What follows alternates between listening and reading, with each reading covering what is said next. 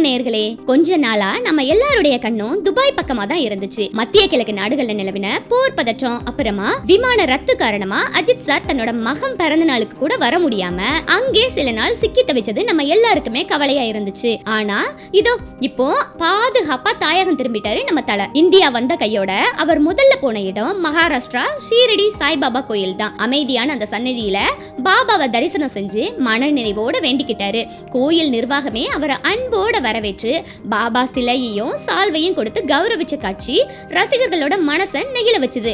ஆன்மீக பயணத்துக்கு அப்புறமா அடுத்த செகண்டே ஒரு வேற லெவல் மாஸ் என்ட்ரி. அதுதான் அவரோட புதிய Mahindra BE 6 formula E edition electric car. சுமார் 24 லட்சம் மதிப்புள்ள அந்த பியூரிஸ்டிக் காரை அவர் வாங்கி வச்சிருக்காரு. ஆன்மீகத்துல அமைதியும் ஆட்டோமொபைல் உலகத்துல இருக்கிற வேகமும் இதுதாங்க நம்ம அஜித்தோட தனித்துவமான ஸ்டைல். அவர் எப்பவுமே ஒரு படி மேலதான் எல்லாத்தையும் யோசிப்பாரு இல்லையா?